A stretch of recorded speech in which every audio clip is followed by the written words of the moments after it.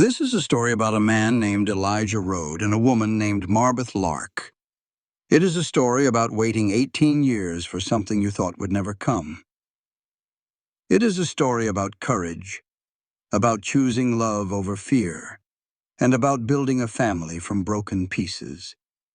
If you enjoy stories about second chances and true love that stands the test of time, make sure you stay until the end. And if this story touches your heart, please like and subscribe so you never miss another tale of hope and redemption. Now, let us begin. The train whistle screamed across the hot Kansas air, but Elijah Rode did not hear anything except the sound of his own heartbeat. The depot in Abilene was packed with people that July afternoon. Horses stamped their hooves in the dust. Wagons creaked under heavy loads. Men shouted prices for cattle. Women fanned themselves against the brutal summer heat. Children chased each other between the wooden posts that held up the platform roof. Yet Elijah stood frozen in the middle of all that chaos, as if the whole world had stopped spinning just for him. He was 34 years old. His hands were rough from years of working the land. His face was weathered from Kansas sun and Kansas wind. He had come to the depot to pick up a shipment of fence posts, nothing more. Just another ordinary errand on an ordinary day. But then he saw her stepping down from the train.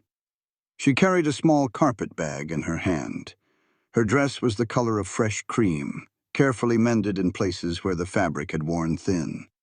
Her dark hair was braided and swung over her shoulder as she looked around the crowded platform. And when he saw her face, Elijah forgot how to breathe. Her name hit him like a punch he never braced for. Marbeth Lark, the girl who once kissed him by a creek in Tennessee when they were only children. The girl who ran away laughing because she was too shy to look him in the eye afterward. The girl he never thought he would see again in this lifetime. Now she stood under the July sun, her soft green eyes searching the crowd for someone she did not know. Elijah felt the ground tilt under his boots. His heart pounded so hard he thought his ribs might crack. 18 years. It had been 18 long years since he last saw that face. 18 years since he left Tennessee with nothing but a horse and a broken heart. He whispered her name before he could stop himself.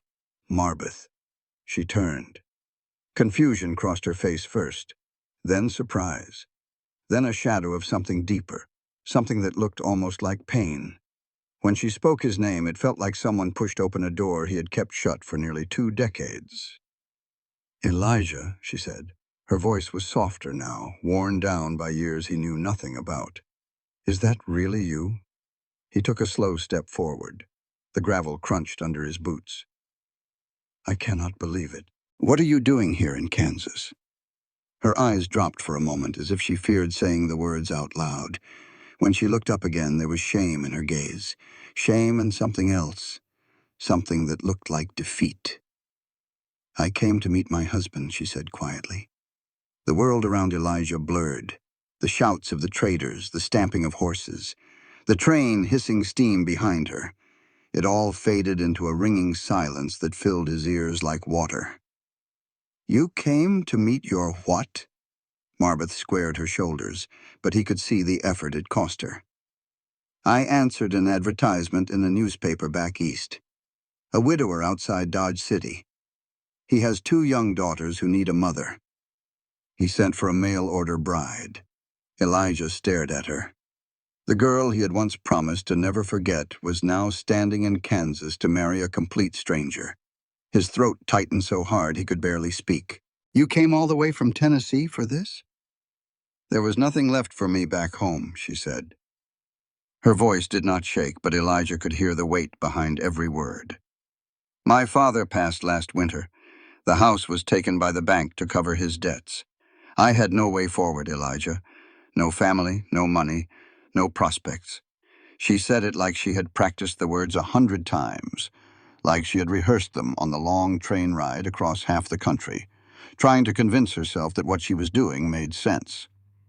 Elijah wanted to say something, anything. But before he could find the words, a voice called out from across the platform. "You, Marbeth Lark?" A lean man in a brown vest stood there beside a dusty wagon. He was perhaps 40 years old, with a face that looked like it had forgotten how to smile. His clothes were worn but clean. His boots were caked with mud. Two little girls peered shyly over the back rail of the wagon, their eyes wide and uncertain. "That would be Walter," Marbeth said quietly. She smoothed her dress with trembling hands. "That would be my intended." Elijah watched her square her shoulders like she had practiced it in a mirror. She lifted her carpet bag and stepped toward the wagon without looking back. And Elijah let her go.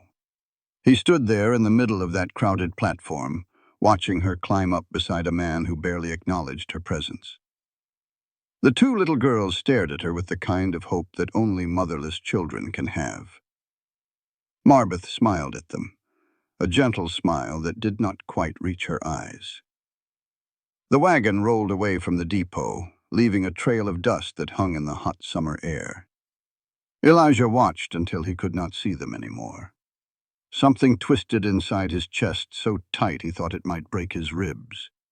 He remembered everything at once. The way Marbeth used to laugh by the creek back in Tennessee.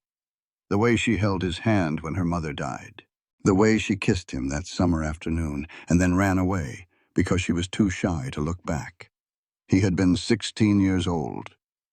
She had been 15. And he had spent the next 18 years trying to forget the way her lips felt against his. Now she was riding off to marry a stranger, and there was not a single thing he could do about it. That night, Elijah could not sleep. He sat on the bunkhouse porch at the ranch where he worked, staring up at the stars stretched wide across the Kansas sky. The crickets buzzed in the dry grass. A coyote howled somewhere in the distance. The summer heat had finally broken, leaving behind a cool breeze that smelled like sage and dust. He tried to let the memory go. He tried to tell himself that Marbeth had made her own choice, that her life had nothing to do with him anymore, that he had no right to interfere with whatever future she was trying to build. But every time he closed his eyes, he saw her face. That same face he had dreamed about for 18 years. Those same green eyes that had haunted him through every lonely night on the prairie. She looked tired, he thought. She looked like a woman who had been carrying too much weight for too long. And there was something in the way she said her intended's name. Something that sounded less like hope and more like resignation. 2 days later, his horse was already saddled before dawn. Elijah told himself he was just going to check on her, just to make sure she was safe, just to see if that man Walter was treating her right, just to confirm that she had enough help with two little girls in a strange new place. He lied to himself the whole ride to Dodge City. The truth was simpler and more complicated than any excuse he could invent. The truth was that Elijah Rode had never stopped loving Marbeth Lark. Not when he left Tennessee at 18 with nothing but heartbreak and a restless spirit. Not when he spent years drifting from ranch to ranch across the frontier. Not when he finally settled in Kansas and tried to build a life that did not include her. She had been his first love, his only love if he was honest with himself. And now she was somewhere out on the prairie, married to a stranger trying to be a mother to children who were not her own. He had to see her one more time. Even if it was the last time, even if she told him to leave and never come back. He had to know if she was happy. And if she was not happy, well, Elijah was not sure what he would do about that. But he knew he could not live with himself if he did not at least try to find out. The sun was high overhead when he finally spotted the small cabin in the distance. Smoke rose from the chimney. A line of laundry flapped in the wind. And there, in the yard beside a broken fence, stood Marbeth Lark. She was hanging sheets on a rope strung between two posts. Her sleeves were rolled up past her elbows. Her hair had come loose from its braid and hung in damp strands around her face. The two little girls played in the dirt nearby, making shapes with sticks and stones. Elijah pulled his horse to a stop at the edge of the property. For a long moment, he just watched her. She moved with a kind of tired grace, like a woman who had learned to keep going no matter how heavy her bones felt. Then she looked up and saw him. Her hands froze on the wet sheet, her eyes went wide. And for just a moment before she could hide it, he saw something flicker across her face. It looked almost like relief. Marbeth did not move for a long moment. She just stood there with her hands on that wet sheet, staring at Elijah like he might be a ghost. The two little girls noticed him first. The older one, who looked about 7 years old, grabbed her sister's hand and pulled her behind the fence post. The younger one could not have been more than 4. She peeked out from behind her sister with wide brown eyes. Elijah climbed down from his horse slowly. He did not want to frighten anyone. He kept his hands where they could see them, the way you might approach a skittish colt.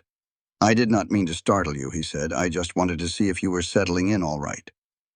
Marbeth finally let go of the sheet. She wiped her hands on her apron and walked toward him, stopping at the fence line like it was a boundary she could not cross. "You should not have come," she said quietly. Her voice was not angry, just tired. "Walter does not like visitors."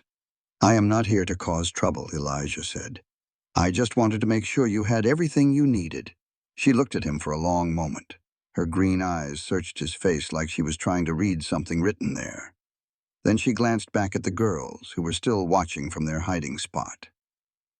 "Girls," she called softly, "come meet Mr. Rode. He is an old friend from back home." The older girl stepped forward first, pulling her sister along by the hand. She had serious eyes and a thin face that spoke of too many missed meals. The younger one had curly brown hair and a thumb planted firmly in her mouth. "This is Virginia," Marbeth said, nodding at the older girl. "And this is Vera. Girls, say hello to Mr. Rode." "Hello," Virginia said carefully. Her voice was barely above a whisper. Vera just stared at him without saying anything. Elijah crouched down so he was at their eye level. He tipped his hat to them like they were proper ladies. "It is a pleasure to meet you both," he said. "I heard there were 2 young ladies living out this way, and I had to see for myself if the rumors were true." Virginia almost smiled at that. Almost, but not quite. Elijah straightened up and looked around the property. The cabin was small and in need of repair. The chicken coop had a hole in the side that needed patching. The fence posts were rotting in places. The whole place had a tired, neglected feel to it, like nobody had put real effort into it for a long time. "Your husband around?" Elijah asked carefully. Marbeth's face tightened almost imperceptibly. "He rode into town this morning. He had business to attend to." Elijah nodded.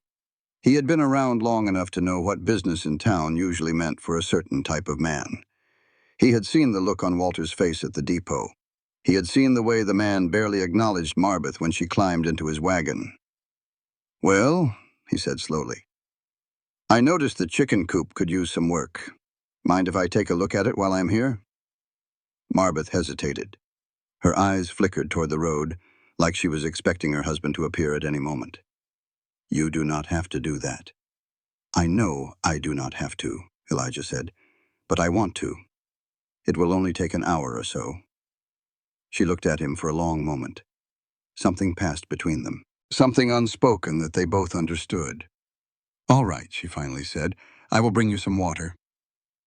Elijah worked on that chicken coop until the sun started to sink toward the horizon. He patched the holes with scrap wood he found behind the barn. He reinforced the posts that were starting to lean. He even fixed the latch on the door, so the chickens could not escape. The girls watched him the whole time. At first they kept their distance, hiding behind Marbeth's skirts whenever he looked their way. But slowly, gradually, they crept closer. By the time he finished, Vera was standing right beside him, watching his hands move with fascination. "You are good at fixing things," Virginia said quietly. "I have had a lot of practice," Elijah told her. "When you live out here on the prairie, you learn to fix whatever breaks. Otherwise, nothing ever gets done." Marbeth brought him water twice. Each time their fingers brushed when she handed him the cup. Each time neither of them acknowledged it. When he finally finished, the sun was turning the sky orange and pink. Marbeth walked him back to his horse while the girls played in the yard. "Thank you," she said softly. "You did not have to do all that." "I wanted to," he said. He paused with his hand on the saddle, looking down at her. "Marbeth, are you happy here?" She did not answer right away. Her eyes drifted toward the cabin, then back to him. "I made a vow," she said carefully. "I signed papers. I gave my word. That is not what I asked." She met his gaze directly for the first time. Her green eyes were bright with something she was trying hard to hide.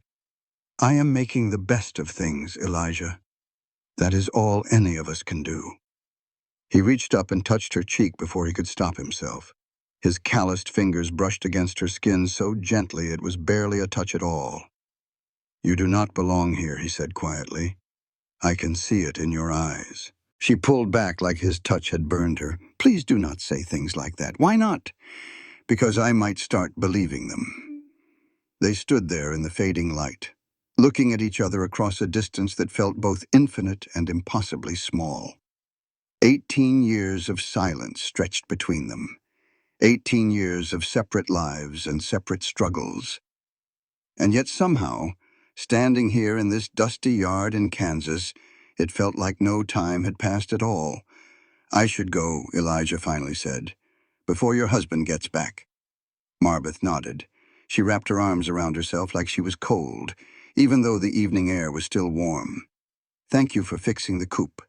The girls will be happy to have eggs again." Elijah swung up into the saddle. He looked down at her one more time. "I will come back to check on you," he said, "if that is all right." She should have said no. He could see her thinking it. He could see her weighing the risks, calculating the consequences, trying to figure out the safest answer. But instead, she just nodded. "All right," she whispered. "I would like that." He rode away with the sunset behind him, and he did not look back. But he could feel her eyes on him the whole way down the road. When he got back to the bunkhouse that night, he could not stop thinking about what he had seen. The run-down cabin, the neglected property, the way Marbeth flinched slightly whenever she mentioned her husband's name. She had come all the way from Tennessee looking for a new beginning. She had answered an advertisement for a mail-order bride, hoping to find security and stability. Instead, she had found a drunk with a failing farm and 2 children who looked at her like she was their last hope. It was not fair.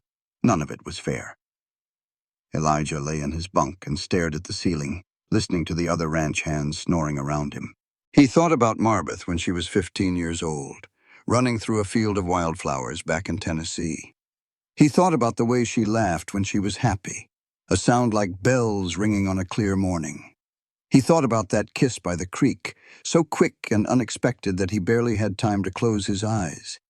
He thought about all the years he had spent trying to forget her, all the nights he had lain awake wondering what had happened to her, all the times he had almost written a letter, only to crumple it up and throw it in the fire. And now, here she was, right here in Kansas, close enough to touch, but belonging to someone else. 3 days later, he heard talk in town about a man named Walter who had gotten into a fight at the saloon. Apparently, Walter had been drinking all afternoon and started swinging at anyone who looked at him wrong. They had to drag him out into the street to cool off. Elijah did not wait to hear the rest. He saddled his horse and rode straight for the cabin. The sun was already setting by the time he got there. The windows were dark, except for a single lamp flickering in the front room. He tied his horse to the fence post and walked up to the door. Before he could knock, it swung open. Marbeth stood there with a lamp in her hand and fear in her eyes. "Is he here?" Elijah asked immediately. She shook her head. "He did not come home last night, or the night before." She paused. "I barred the door. Are you all right? The girls are asleep." She looked over her shoulder into the dark cabin. "I did not know what else to do. Can I come in?" She hesitated for just a moment. Then she stepped aside and let him enter. The cabin was small and sparsely furnished. A table with 3 chairs, a stove that needed cleaning, a ladder leading up to a loft where the girls must have been sleeping. Everything was neat and tidy, arranged with a woman's careful hand. But underneath the order, Elijah could sense a deep and pervasive sadness, like this place had forgotten how to be a home. Marbeth set the lamp down on the table and turned to face him. Her eyes were red-rimmed like she had been crying, but her voice was steady when she spoke. "I do not know how to leave," she said simply. "I do not have any money. I do not have anywhere to go, and I cannot abandon those girls." Elijah looked at her for a long moment. Then he said the words he had been carrying in his heart since the moment he saw her step off that train. "You do not have to know how to leave," he told her. "I will take you." Marbeth stared at him like he had lost his mind. "You cannot be serious," she said. "I have never been more serious about anything in my life." She shook her head slowly. "Elijah, I am a married woman. I signed papers. I made vows before God." He stepped closer to her. The lamplight cast dancing shadows on the walls around them. "Marbeth," he said quietly, "tell me the truth. Does that man treat you well?"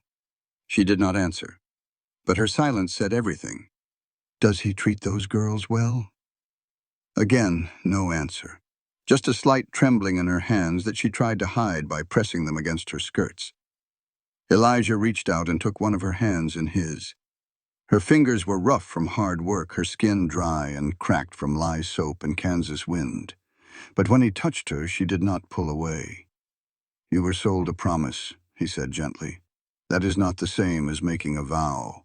You came out here expecting a partner, a home, a chance at a real family. What you got was a drunk who cannot even keep his own property together."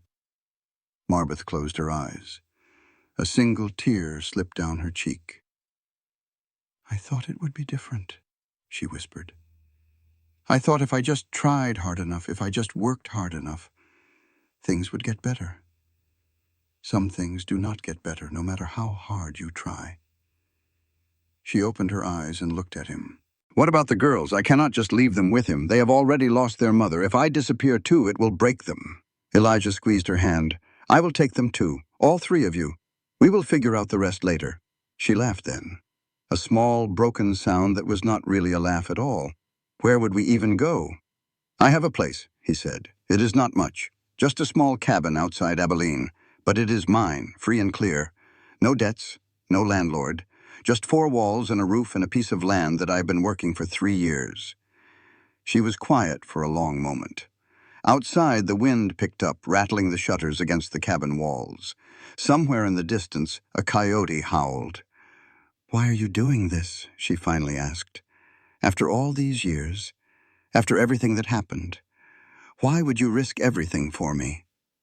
Elijah looked into her eyes, the same green eyes he had dreamed about for 18 years, the same eyes that haunted him through every lonely night on the prairie. "Because I never stopped thinking about you," he said simply. "Because you were my first kiss, and I think I want you to be my last. Because I have spent almost 2 decades trying to forget you, and I never could, not even for one single day." The tears were flowing freely down her face now. She did not try to wipe them away. "Elijah," she whispered. "You do not have to answer right now," he said. "You do not have to decide anything tonight. But I want you to know that the offer stands. Whenever you are ready, however long it takes." She looked at him for what felt like an eternity. Then she stepped forward and kissed him. It was not like that first kiss by the creek when they were children. That one had been quick and shy and over before it really began. This one was slow and deep and filled with 18 years of longing. When she finally pulled back, they were both breathing hard. "I am ready now," she said. They moved quickly after that. Marbeth climbed the ladder to wake the girls while Elijah went outside to check the road. The moon was full, casting silver light across the prairie. Perfect for traveling, if you knew where you were going. Virginia was already awake when Marbeth reached the loft. She sat up in her little bed with wide, frightened eyes. "What is happening?" she asked. Marbeth knelt beside her and spoke softly. "We are going on a trip, sweetheart, a nighttime adventure. I need you to be very brave for me. Can you do that?" Virginia nodded slowly. She was only 7, but she had the eyes of someone much older. She had seen too much already in her short life. "Where is Papa?" she asked. "He is not coming with us," Marbeth said carefully. "But I promise you, I'm going to take care of you, both of you. I'm not going to leave you behind." Virginia looked at her for a long moment. Then she said something that broke Marbeth's heart. "I know," she said simply. "You are not like the others." They wrapped the girls in wool shawls and carried them down the ladder. Vera never fully woke up. She just nestled her head against Marbeth's shoulder and went right back to sleep. Virginia walked on her own, holding Elijah's hand with a trust that surprised him. There was not much to pack. Marbeth grabbed a few clothes for herself and the girls, some bread and dried meat from the pantry, and a small wooden box that she tucked carefully into her carpet bag. "What is that?" Elijah asked. "Letters from my mother," she said. "It is all I have left of her." They slipped out into the moonlit night. Elijah had brought a second horse, an old mare he had borrowed from the ranch. He helped Marbeth mount with Vera still sleeping in her arms, then lifted Virginia up behind her. "Hold on tight," he told her. "We have a long ride ahead." The prairie stretched out before them like a silver sea. The grass rustled in the wind.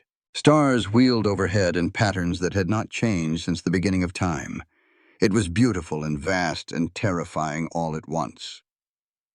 They rode until dawn.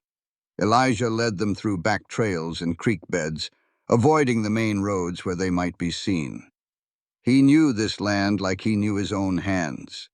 Every gully and ridge, every stand of cottonwood trees, every place where a traveler could rest without being noticed. When the sky turned pink with sunrise, they stopped in a small ravine sheltered by black locust trees. The girls were exhausted. Virginia had finally fallen asleep against Marbeth's back, and Vera had not stirred the entire journey. They made camp in the shelter of the trees. Elijah built a small fire while Marbeth settled the girls on a blanket spread over the soft grass. Within minutes, both children were sleeping peacefully. Marbeth sat down beside the fire and pulled her shawl around her shoulders. The flames lit her face, showing the tired lines that had grown deeper over the past few months. But there was something else there, too. Something that looked almost like hope. "I cannot believe we actually did it," she said softly. "I cannot believe we are actually free." Elijah poked the fire with a stick. "We are not free yet. We have another day's ride before we reach my place. And Walter might come looking for you." She shook her head. "He will not." She said it with a certainty that surprised him. "How do you know?" "Because he does not care," she said simply. "He never wanted a wife. He wanted a servant. Someone to cook his meals and clean his house and look after his children while he drank himself into oblivion. He will probably be relieved that I am gone." "What about the girls?" Marbeth's jaw tightened. "He barely looks at them. They remind him of their mother, and he cannot stand to be reminded. Sometimes I think he blames them for her death." Elijah felt anger rise in his chest, hot and sharp and dangerous. What kind of man blames his own children? "A broken one," Marbeth said quietly. "A man who never learned how to handle grief. A man who decided it was easier to drown his pain than face it." She looked at the sleeping girls with such tenderness that it made Elijah's throat tight. "I tried to protect them," she said. "I really did. I made sure they always had enough to eat, even when I went hungry. I tucked them in every night and told them stories. I tried to make that cabin feel like a home." She turned to look at him. But it was never going to be enough. You cannot make a home out of fear and silence. You cannot build a family on empty promises. Elijah reached out and took her hand. "You are not alone anymore," he said. "Whatever comes next, we face it together." She squeezed his fingers. "Together," she repeated. I had forgotten what that word felt like. They sat in silence for a while, watching the fire burn down to embers. The sun climbed higher in the sky, warming the air around them. Birds sang in the locust trees.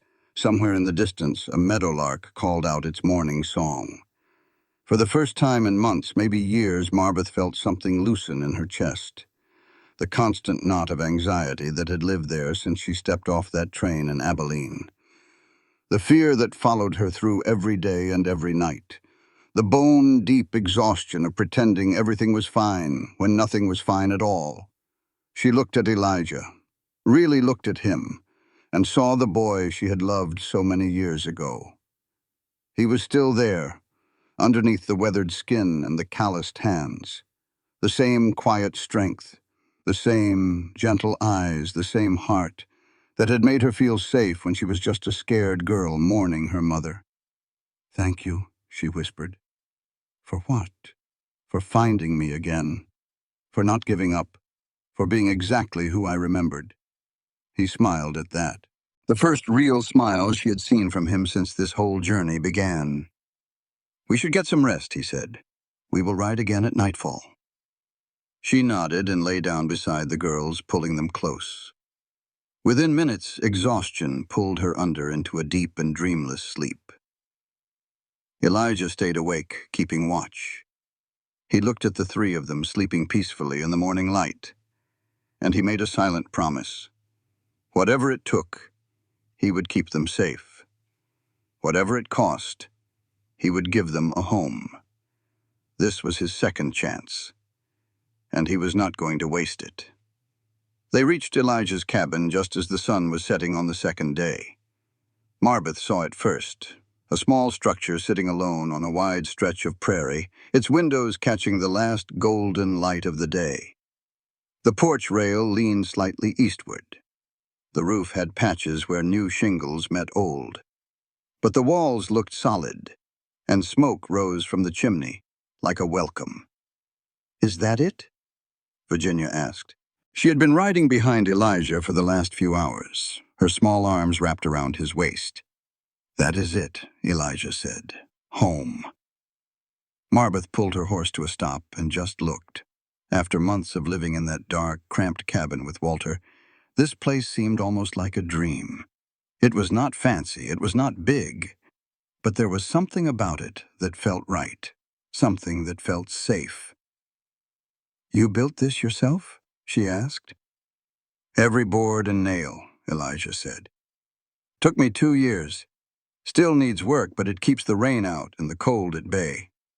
They dismounted slowly. Vera had woken up during the last hour of riding, and now clung to Marbeth's skirts, her thumb in her mouth, her big brown eyes taking in everything around her. Virginia walked toward the cabin with careful steps, like she was not sure she was allowed to get too close. She stopped at the bottom of the porch steps and looked back at Elijah. "Can we go inside?" she asked.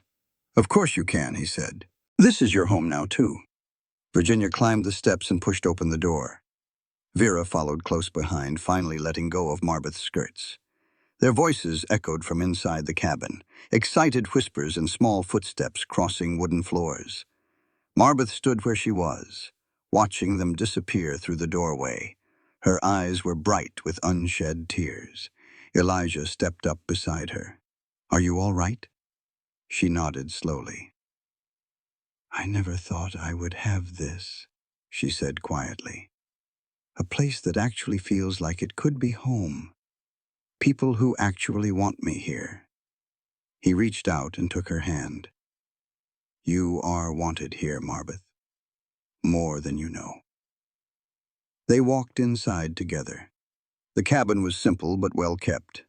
A stone fireplace dominated one wall with a rocking chair beside it. A wooden table with 4 chairs sat near the window. A ladder led up to a sleeping loft.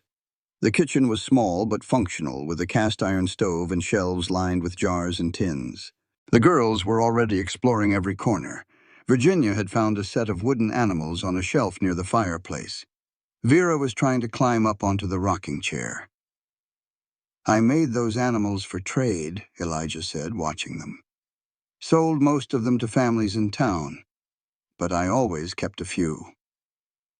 "They are beautiful," Marbeth said. She picked up a small wooden horse and turned it over in her hands. The craftsmanship was exquisite, every detail carved with care. "You made this?" Elijah shrugged. I get restless in the winter. Need something to do with my hands. She looked at him with new appreciation. There was so much about him she did not know. So many years of his life she had missed. But standing here in this cabin he had built with his own hands, surrounded by evidence of his patience and his skill, she felt like she was finally starting to see the man he had become. The first few days were a blur of activity. Elijah showed them where everything was: the well behind the cabin, behind the bear, the root cellar dug into the hillside, the small barn where he kept his horses, the garden plot that had gone fallow but could be planted again come spring. The girls settled in faster than Marbeth expected. Virginia claimed a corner of the sleeping loft as her own, arranging her few belongings with careful precision. Vera fell in love with the rocking chair and spent hours sitting in it, rocking back and forth and singing to herself. Marbeth threw herself into making the cabin feel like a home. She scrubbed the floors until they shone. She washed the windows until the light poured through clear and bright. She organized the kitchen and started planning meals from the supplies Elijah had stored. At night, they all slept in the loft together, Marbeth and the girls in the big bed that Elijah had built years ago. Elijah on a pallet near the door, close enough to hear if anyone needed him, far enough to give them privacy. It was not a conventional arrangement, but nothing about their situation was conventional. On the fourth night, Marbeth could not sleep. She lay in the darkness listening to the girls breathe, watching the moonlight trace patterns on the rough wooden ceiling. Finally, she got up and climbed down the ladder as quietly as she could. She found Elijah sitting on the porch, a cup of coffee in his hands, staring out at the prairie. "Could not sleep either?" he asked without turning around. She sat down beside him on the porch step. "Too much on my mind, I suppose." They sat in comfortable silence for a while. The night was cool and clear. The stars scattered across the sky like diamonds on black velvet. Somewhere in the distance, an owl called out. "Can I ask you something?" Marbeth finally said. "Anything. What happened to you after you left Tennessee? Why did you never come back?" Elijah was quiet for a long moment. When he spoke, his voice was low and rough. "I was not fit to come back," he said. "Not for a long time. I was angry. Angry at my father for dying and leaving us with nothing. Angry at the world for being so hard. Angry at myself for not being strong enough to fix any of it." He took a sip of his coffee. "I drifted for years. Worked cattle drives up to Kansas. Got into fights I should have walked away from. Drank too much. Made choices I'm not proud of." He turned to look at her. "By the time I pulled myself together, I figured you had moved on. Found someone else. Built a life I had no right to be part of. So I stayed away. Told myself it was better that way." Marbeth felt tears prick her eyes. "I waited for you," she said softly. "For years I waited. Every time someone rode into town, I looked to see if it was you." "I am sorry," Elijah said. "More sorry than I can ever say." She reached out and took his hand. "We were young. We made the choices we thought we had to make. The important thing is that we are here now." He laced his fingers through hers. "Here now," he repeated. "I like the sound of that." They sat together until the sky started to lighten in the east. Then Marbeth went back inside to start breakfast before the girls woke up. The days turned into weeks. The weeks turned into a month. Slowly, steadily, they built a routine. Elijah worked the land during the day, clearing the garden plot for spring planting, repairing fences, tending to the horses. Marbeth kept the household running, cooking and cleaning, and teaching the girls their letters. The girls blossomed under their care. Virginia started smiling more. She talked to Elijah about the wooden animals he carved, asking questions about each one, learning the names of creatures she had never seen. Vera grew bolder, running through the prairie grass and bringing back wildflowers to put in jars on the kitchen table. At night, after the girls were asleep, Marbeth and Elijah sat on the porch and talked. They talked about Tennessee and the people they used to know. They talked about the years they spent apart and the roads that led them back to each other. They talked about their hopes for the future and their fears about the past. And slowly, gradually, they fell in love all over again. It was different this time, deeper, more real. When they were children, their love had been all fire and impulse, a spark that burned bright and fast. Now it was something steadier, something built on shared struggle and mutual respect, something that grew stronger every day. One evening, Elijah came in from the barn with dirt on his boots and sweat on his brow. Marbeth looked up from the bread she was kneading and smiled at him. "Hard day?" she asked. "Long day," he said, "but good." He walked over and stood beside her, watching her work the dough. "You know what I realized today," he said. "What?" "I realized I have been happier this past month than I have been in 18 years. Maybe happier than I have ever been." She stopped kneading and looked up at him. Her hands were covered in flour. There was a smudge of it on her cheek. "I feel the same way," she said softly.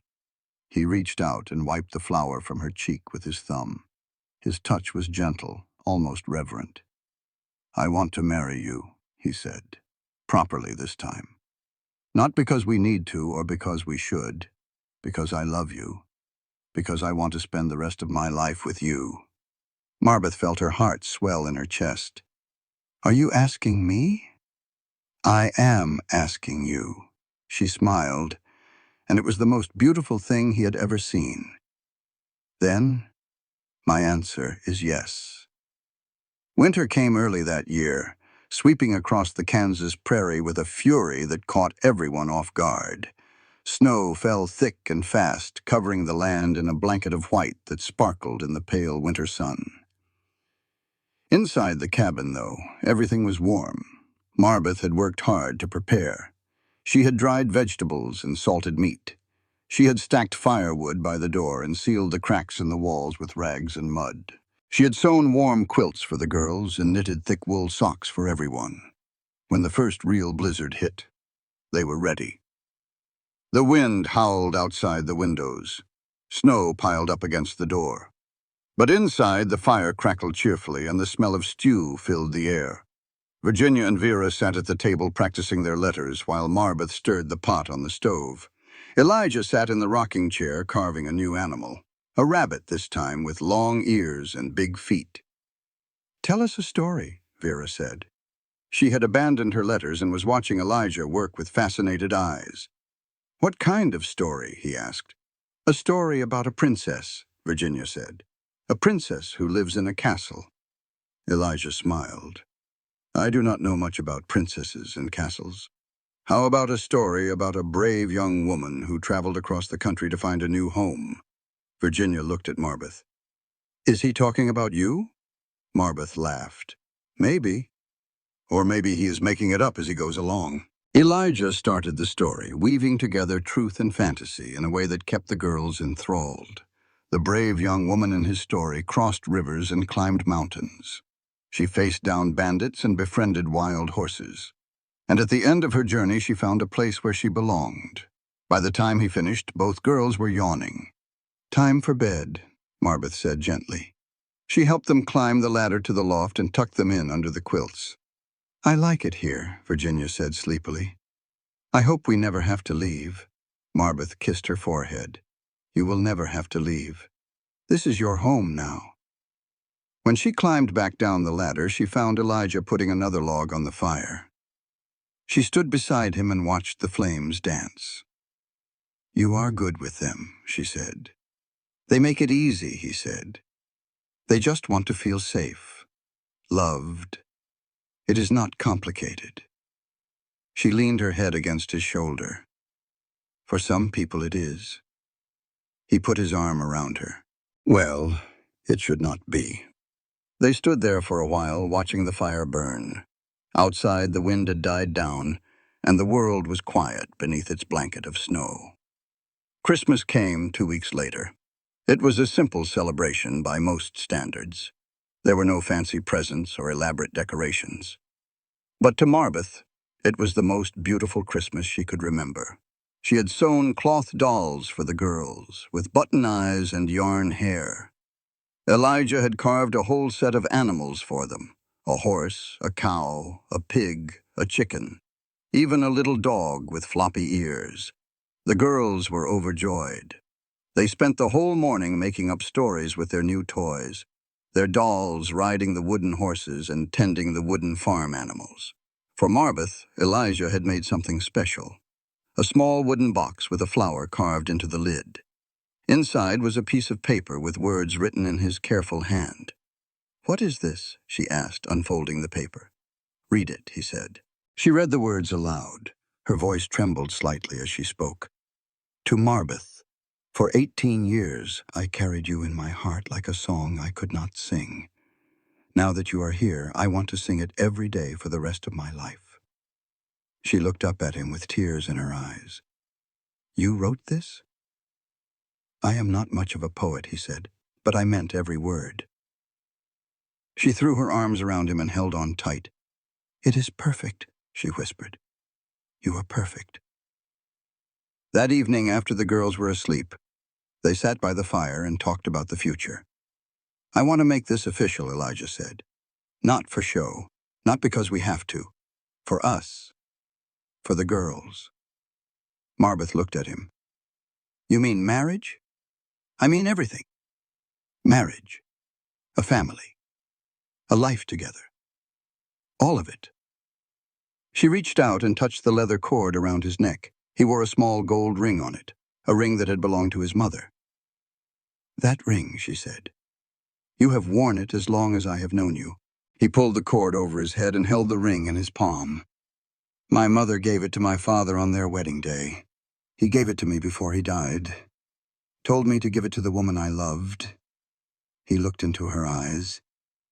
"I have been waiting a long time to find her." Marbeth felt her heart swell until she thought it might burst. "Elijah," she whispered. He took her hand and slipped the ring onto her finger. It fit perfectly. "Will you marry me, Marbeth Lark? Will you be my wife? Will you let me be a father to those girls?" She was crying now, but she was smiling too. "Yes," she said. "Yes to all of it." They planned the wedding for February, when the worst of the winter would be past. Marbeth found a bolt of white fabric at the general store in town and spent weeks sewing her dress by lamplight. Elijah built a special bench for the ceremony, carved with flowers and vines. Word spread through the community. Neighbors offered to bring food. The preacher from town agreed to come out and perform the service. Even some of the ranch hands from Elijah's old job said they would attend. The night before the wedding, Marbeth stood at the window watching the stars. Virginia came down from the loft and stood beside her. "Are you nervous?" Virginia asked. "A little," Marbeth admitted. "Are you?" Virginia shook her head. "No. I think this is how it was supposed to be. You were always supposed to find us." Marbeth pulled her close. "You know I love you, right? Both of you. Not just because you came with Elijah, but because you are wonderful and brave and kind." "I know," Virginia said. "I love you too." They stood there together looking at the stars, and Marbeth felt a peace settle over her that she had not known in years. Tomorrow she would marry the man she loved. Tomorrow she would become a mother to 2 beautiful girls. Tomorrow she would finally have the family she had always dreamed of. And whatever came after that, they would face it together. The morning of the wedding dawned clear and cold. Frost sparkled on the prairie grass. The sky was a pale winter blue without a single cloud in sight. Perfect weather for a new beginning. Marbeth woke early and lay still for a moment, listening to the girls breathing beside her. Today was the day. After all those years of waiting, all those nights of wondering, today was finally the day. She slipped out of bed quietly and climbed down the ladder. Elijah was already up, building a fire in the hearth. He looked up when he heard her footsteps. "Could not sleep either?" he asked. She shook her head and smiled. "Too excited." He crossed the room and took her hands in his. "In a few hours you will be my wife." She squeezed his fingers. "I have been yours for 18 years, Elijah Road. Today just makes it official." The neighbors started arriving mid-morning. They came in wagons and on horseback, bundled in heavy coats against the winter chill. They brought covered dishes and warm bread. They brought fiddles and guitars. They brought smiles and good wishes and enough food to feed an army. The clearing behind the barn had been transformed. Elijah had strung lanterns from the trees. He had set up benches made from split logs. He had built an arch of cedar branches where they would say their vows. Marbeth watched the preparations from the cabin window. She was already dressed in her white gown, her hair pinned up with small wildflowers that Virginia had helped her find. Her hands were trembling. "You look beautiful," Virginia said. She was wearing her best dress, a blue calico that Marbeth had made her for Christmas. "Do I?" Marbeth asked. "Like a real princess," Vera said. She was wearing a matching blue dress and had insisted on having her hair braided just like Marbeth's. Marbeth knelt down and hugged them both. "Thank you," she said, "for everything, for being brave, for coming with me on this adventure, for being my girls." Virginia hugged her back tightly. "Thank you for not leaving us behind."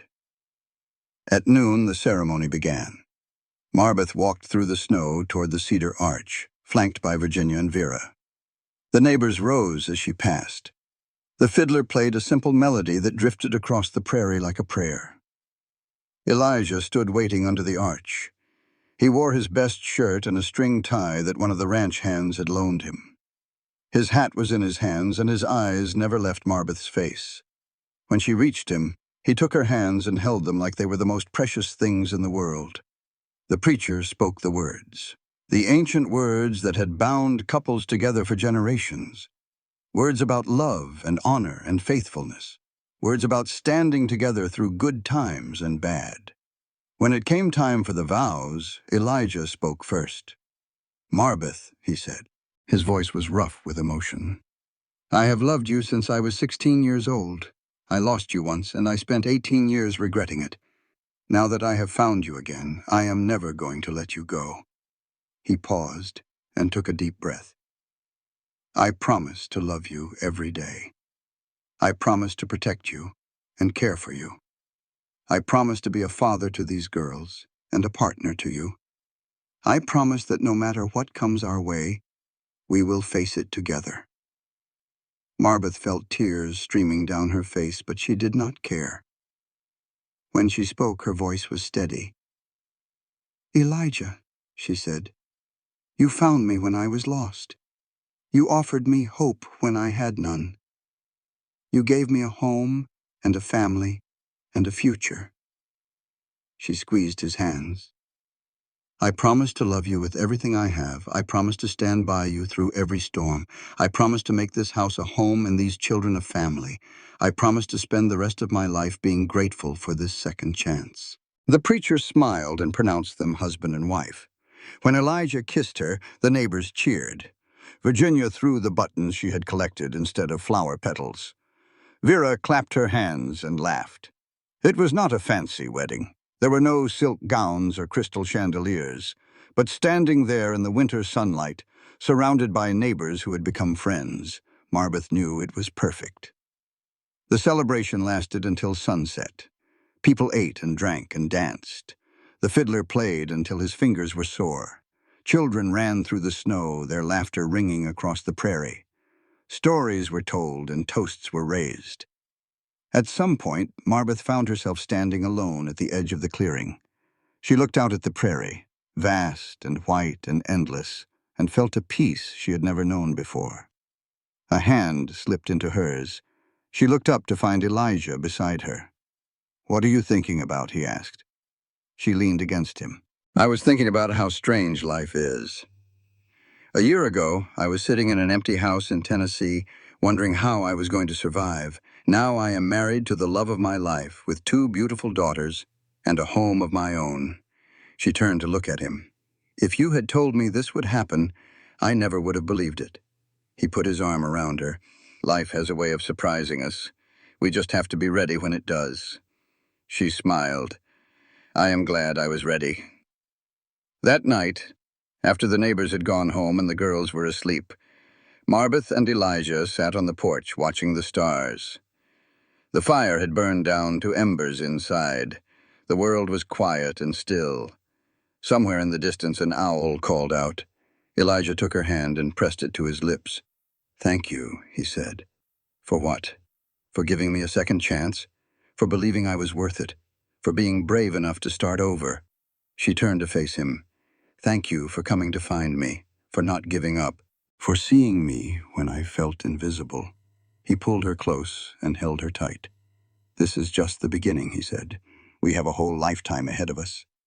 She smiled against his chest. I cannot wait. They sat there together until the cold drove them inside. Then they climbed the ladder to the loft and lay down beside the sleeping girls.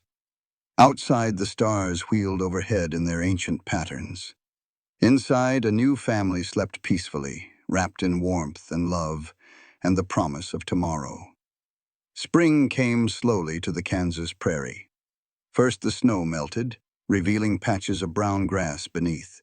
Then the ground began to thaw, soft and muddy under their boots. Then, almost overnight, green shoots pushed up through the soil, reaching toward the warming sun. Marbeth stood in the doorway of the cabin and breathed in the fresh air. It smelled like earth and rain and new beginnings. The girls were already outside, exploring the yard for signs of spring. Virginia had found a cluster of early violets growing beside the fence. Vera was chasing a butterfly through the grass. Elijah came up behind her and wrapped his arms around her waist. Beautiful day, he said. Beautiful life, she replied. They had settled into a comfortable routine over the winter months. Elijah rose early to tend the animals and work on repairs around the property. Marbeth managed the household and taught the girls their lessons. In the evenings, they gathered around the fire and shared stories and songs. But spring meant new work, new possibilities, new dreams to chase. I have been thinking, Elijah said, about the future. Marbeth turned in his arms. What about it? I have enough saved to buy more land, expand the farm, maybe get some cattle, build something real. She smiled. That sounds wonderful. He nodded, but she could see there was more on his mind. There is something else, she said. What is it? He hesitated. I was thinking about the girls, about their education. There is a woman in town who runs a small school. She has been looking for help.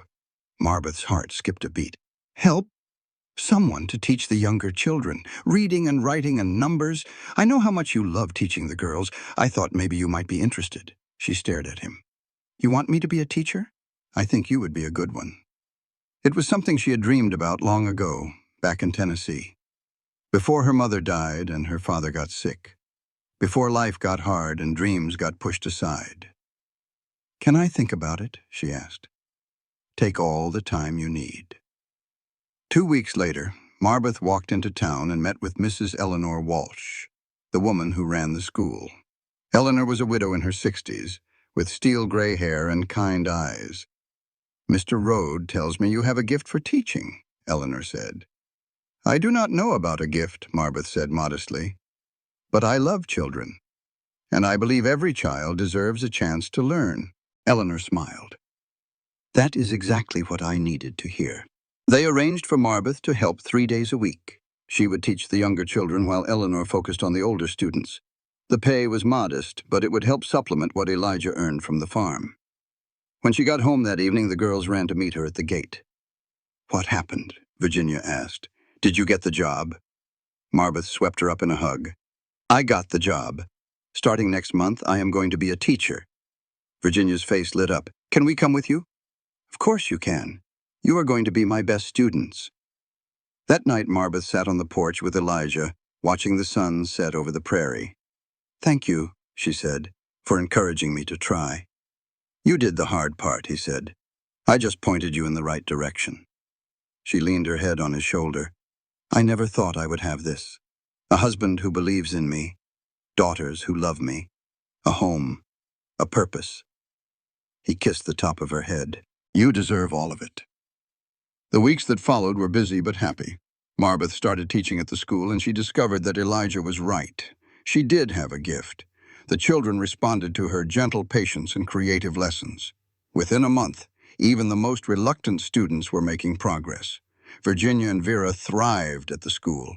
Virginia turned out to be a natural reader, devouring every book she could find. Vera was more interested in art, spending hours drawing pictures of horses and butterflies and sunsets. At home, Elijah worked on expanding the farm. He bought a small herd of cattle and built a bigger barn. He planted wheat in the fields and vegetables in the garden. The property that had been quiet and empty now buzzed with life and activity. One evening in late May, Marbeth was sitting on the new bench Elijah had built, watching the sunset. The air was warm and sweet with the smell of blooming flowers. Elijah came and sat beside her. "I have been thinking," Marbeth said. "About what?" "About how much has changed in a year. This time last year, I was on a train heading west, terrified of what I would find. Now, look at us." Elijah smiled. "A lot can happen in a year." She took his hand and placed it gently on her stomach. "A lot can happen in 9 months, too," she said softly. He froze. His eyes went wide. "Are you saying what I think you are saying?" She nodded, tears of joy streaming down her face. "We are going to have a baby." For a moment, he did not move. Then he let out a whoop of joy and pulled her into his arms, spinning her around until they were both dizzy and laughing. "A baby," he kept saying. "We are going to have a baby."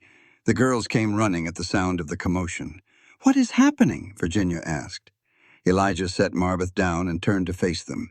His smile was so wide it looked like it might split his face. "Girls," he said, "how would you feel about having a little brother or sister?"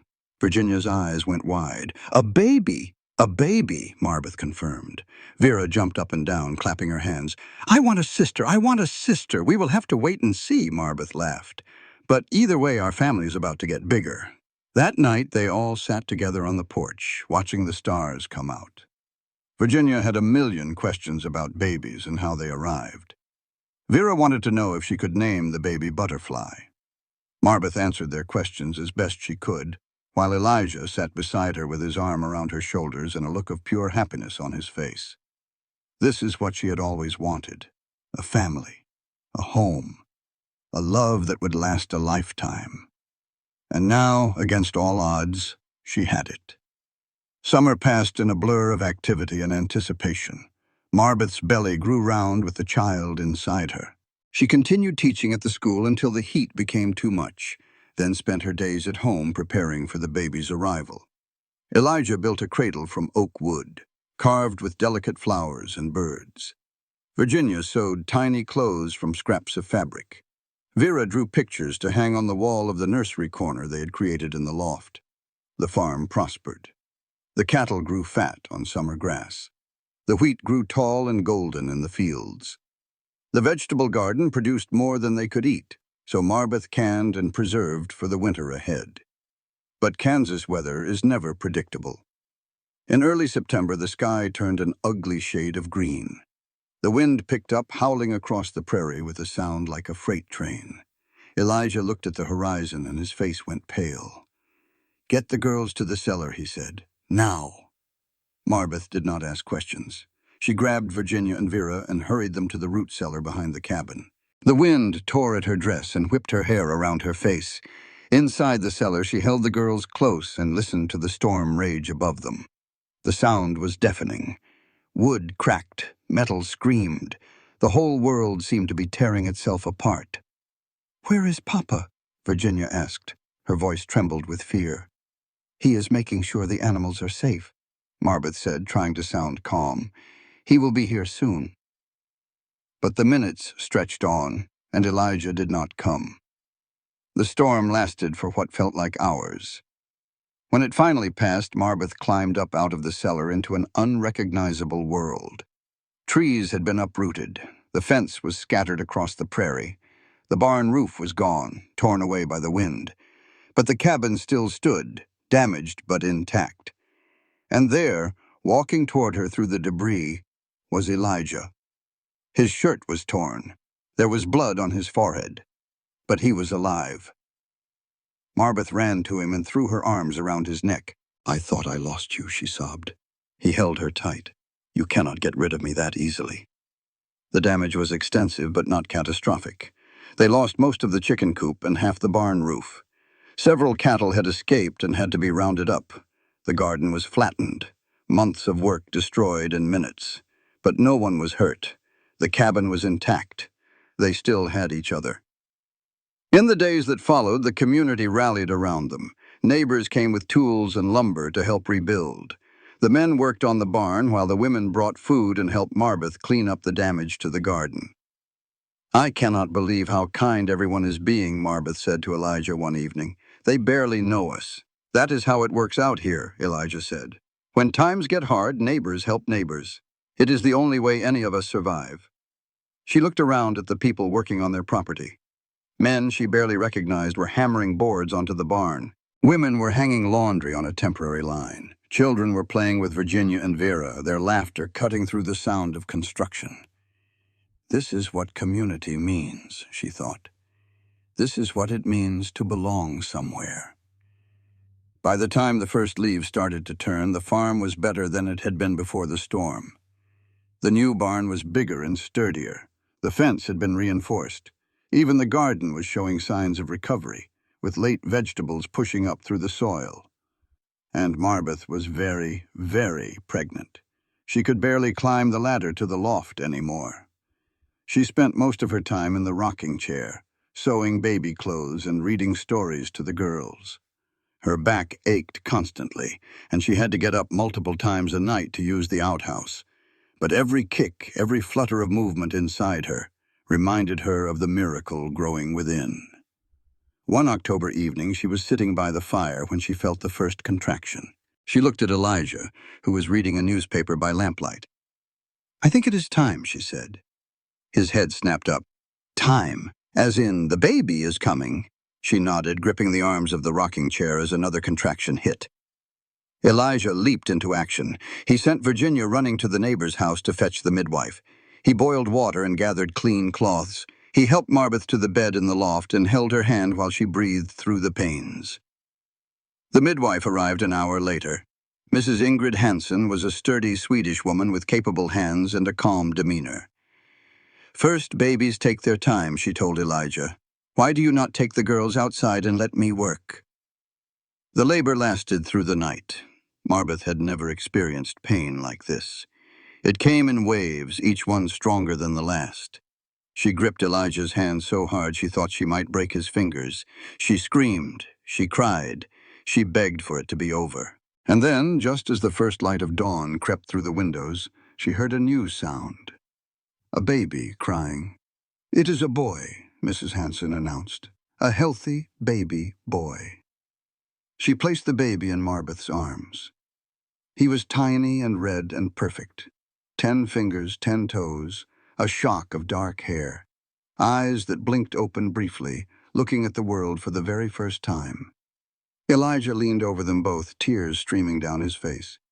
"He is beautiful," he whispered. "He is the most beautiful thing I have ever seen." Marbeth looked up at him through her own tears. "What should we name him?" Elijah thought for a moment. "Caleb," he said, "after my father." "Caleb," Marbeth repeated. She looked down at her son. "Hello, Caleb. Welcome to the world." The girls came bursting in moments later, eager to meet their new brother. "He is so tiny," Vera said with wonder. "He is perfect," Virginia said. She reached out and gently touched his hand. "Hi, Caleb. I am your sister Virginia. I am going to teach you everything I know." Marbeth laughed, exhausted but happier than she had ever been in her life. Her family was complete. The years passed like seasons changing on the prairie. Caleb grew from a tiny baby into a curious toddler, then into a bright young boy who followed his father everywhere. He learned to ride almost before he could walk. He helped feed the chickens and gather eggs. He asked 1,000 questions a day and remembered every answer. Virginia blossomed into a young woman. She took over more and more of the teaching duties at the school, showing the same patience and skill that Marbeth had always demonstrated. She had inherited her mother's love of books and her father's quiet strength. Vera remained the dreamer of the family. She painted pictures of the prairie and wrote poems about the wind. She had a way of seeing beauty in ordinary things that made everyone around her stop and look more closely at the world. The farm prospered beyond anything Elijah had imagined. The cattle herd grew. The wheat fields expanded. They added apple trees and peach trees, building an orchard that would bear fruit for generations. Elijah built a bigger house with a proper second floor and a wide porch that wrapped around 3 sides. But the most important thing Marbeth built was the school. What started as a small arrangement with Mrs. Walsh grew into something much larger. When Eleanor retired, Marbeth took over running the school entirely. She hired other teachers. She expanded the building. She established a lending library that anyone in the community could use. Education is the one gift no one can take away, she told her students. It opens doors that would otherwise stay closed forever. Children came from farms and ranches for miles around. Some rode for hours just to spend a few hours learning to read and write. Marbeth welcomed them all, treating each one as if they were her own. One spring evening, Elijah found her standing by the fence, looking out at the land they had built together. The sun was setting, painting the sky in shades of orange and pink. "What are you thinking about?" he asked. She smiled without turning around. "I was thinking about that day at the train station, when you saw me stepping off that train, on my way to marry a stranger." Elijah stood beside her. "That feels like a lifetime ago." In some ways it was. She finally turned to look at him. "I was so scared that day, so sure that my life was over before it had really begun. I never imagined any of this could be possible." He took her hand. "You made it possible. Your courage, your strength, your willingness to take a chance on an old cowboy with nothing but a rundown cabin and a hopeful heart." She laughed. That hopeful heart was worth more than all the gold in California. They stood together in comfortable silence, watching the last light fade from the sky. The sound of children's laughter drifted from the house. Caleb was probably tormenting his sisters again. Virginia was probably pretending to be annoyed while secretly enjoying every minute. "Do you ever regret it?" Elijah asked, "leaving the way you did?" Marbeth shook her head. "Not for one moment." She paused. "Do you ever wonder what would have happened if we had stayed in Tennessee? If you had never left?" He thought about it. "I think we would have found each other eventually. I think some people are just meant to be together no matter how far life pulls them apart." She leaned her head against his shoulder. "I think you are right." The years had added gray to Elijah's hair and lines to Marbeth's face. But their love had only grown stronger with time. It had weathered storms and droughts, losses and triumphs, the thousand small challenges of building a life together. And it would continue to grow, Marbeth knew, through whatever came next. Through the grandchildren they hoped to see someday, through the seasons yet to come. Because that was what love did. Real love. The kind that started with a stolen kiss by a creek in Tennessee and found its way home across 18 years and 1,000 miles of prairie. It kept growing, it kept giving, it kept making the impossible possible. On a warm autumn evening, many years later, Marbeth sat on the porch of the big house Elijah had built, watching her grandchildren play in the yard. Virginia's children chased each other through the tall grass. Vera's daughter sat on the porch steps, drawing pictures of the sunset. Caleb's twin boys were down at the barn, probably getting into trouble, just like their father at that age. The prairie stretched out before her, golden and endless. The same prairie she had crossed so many years ago as a frightened young woman with nothing but a carpetbag and a fragile hope. So much had changed. So much had grown. The school she had built now served over 100 students. The farm had expanded to include 3 neighboring properties. The orchard she and Elijah had planted was famous throughout the county for its sweet apples and juicy peaches. But some things never changed. The Kansas sky still burned orange and pink at sunset. The wind still whispered through the grass. And Elijah still sat beside her every evening, his hand in hers, watching the world they had built together. He was older now. His hair was white. His hands were gnarled from years of hard work. But his eyes still held the same gentle light she had fallen in love with all those years ago. "What are you thinking about?" he asked. The same question he had asked 1,000 times over the years. She smiled. "I was thinking about second chances." He squeezed her hand. "We made the most of ours." "We did." Marbeth looked out at her grandchildren, at the land that would pass to them someday, at the legacy she and Elijah had created from nothing but love and determination. She thought about that day at the train station. The shock of seeing his face after 18 years. The fear and the hope and the impossible choice she had made. She thought about the dark cabin with Walter and the two little girls who needed a mother. She thought about the moonlit escape across the prairie. She thought about the first time she saw this land and knew she was finally home. "If you had told me then that this is where I would end up," she said softly, "I never would have believed it." "Life has a way of surprising us," Elijah said. The same words he had spoken all those years ago. She turned to look at him. Her husband, her partner, her best friend. "Thank you," she said. "For what?" "For not giving up on me. For finding me when I was lost. For being exactly who I remembered, and so much more." He leaned over and kissed her gently.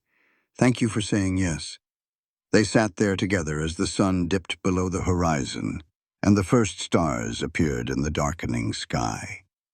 The children's laughter faded as they were called inside for supper. The cricket song rose up from the grass, and Marbeth Road, formerly Marbeth Lark, mail-order bride turned beloved wife and mother and grandmother and teacher, felt a peace settle over her heart that was deeper than words could express. She had traveled a long road to get here. She had faced hardship and heartbreak and impossible choices. But she had found her way home.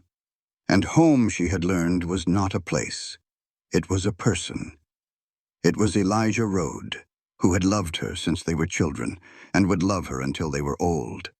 It was her daughters, Virginia and Vera, who had become her own in every way that mattered. It was Caleb, born of their love, who carried both their best qualities into the next generation. It was this land, this community, this life they had built with their own two hands. This was her second chance, her forever home, and she would cherish every moment of it until the end of her days. This content was carefully researched, developed, and manually edited by our team to deliver meaningful stories with valuable life lessons. Every narrative is crafted to entertain, inspire, and empower our audience. We believe that great stories can change lives, and we are committed to bringing you content that matters. Thank you for being part of our community.